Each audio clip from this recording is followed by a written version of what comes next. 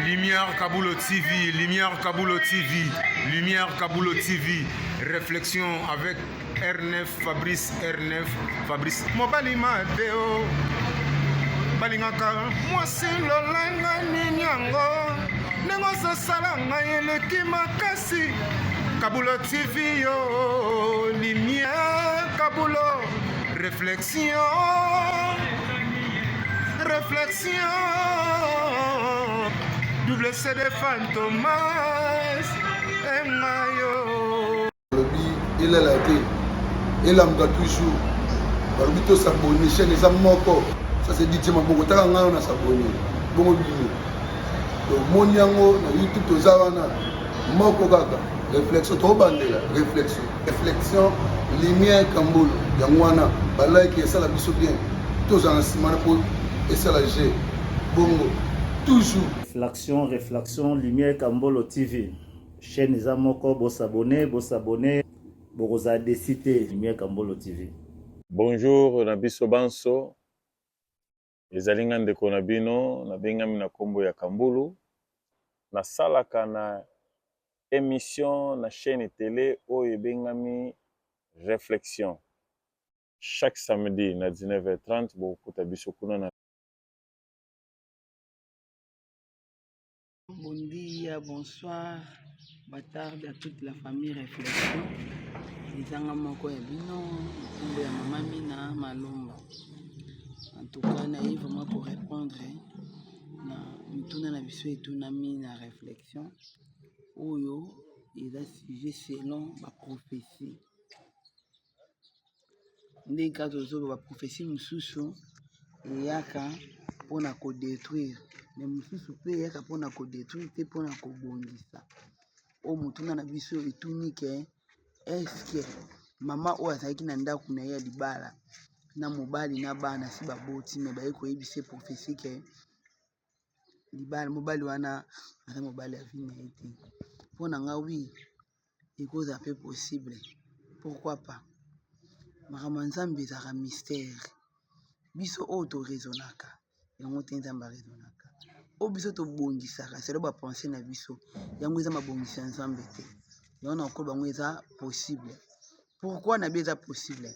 Ngasi na mona pasteur moko auti libanda aye côté en église moko songolo. Nanga aye côté en église matina cher abandi kandeza abandi prière quelques minutes à kitina sai komona bato bafandi mibali mwasi na mobali bafandi mais ye lokola yebaki te ke baza couple po aza mupaya amonika mwasi bafandi na mobali yebika ke non nde ezalaka na kati ya baeglise mwasi akoki mpe kovanda na mobali bafandi pembeni yabe te ke mobali na mwasi na baza en couple pasteur a prophétisé mpona bango mpona mwasi pardon ayebisi mwasi alobi mobali na yo ana nsima siko bango mibale elekeli bon batalani mwasi na mobali pasteur ayebisi mpendaka bon mobali na yo ana nsima mais toute l'église batikalaki wana do ekamusa ye bango pasteur pa matine akontinue mateya avoyage azongi na ye mais na église batikali ka bakomi kosinquiete akekolobaki mobali na ye aza na nsima osina te bafandi na ye aza mobali na ye baboti ne mpe bana bamoni kaka moto akuzwaki yango kaninga kokei kozwa oti ezalaki langage ya nzambe ye kosala mpe ke mobali la fille ya question mama wana mpe na mobali na ye la sœur pardon na mobali bake na bango mpe kote bakenda na bango mobali nde ezalaka mwa difficulté ekomaka bite nasala mwa bavoyage na luka nde ezalaka kaka na nzela voyage yaki akufi ntango akufi la sœur baye kokutana na frère moko bazalika na kati ya église bandi kosola bino bana bolongwa koto kala vraiment makasi ndenge nini frère intel o frère intel akufa asalaka accident akufa ya solo wana pisanga no numéro na téléphone nga una lukaka pena nde na komona bino nazwaka na façon te koki koatteindre bino opesani ba numéro ba téléphone ya après baye kolingana frère wana babayiki aza na nsima azalaki le frère oyo azalaki kosamba mpe na kati ya église wana ju professeur bima ye mpe azalaka babana na lelo na la sœur alliance mais pour dire que tokofanda mpe ndako moko me nzambe omona nga na mobali wana te nzambe dangage ya nzambe ezalaka mystique, eza mystère yango wana mpo na nga eza possible. Donc mpo na nga vraiment eza possible, mais eza mpe kena bafaux basali babima, bafaux prophète mpe babima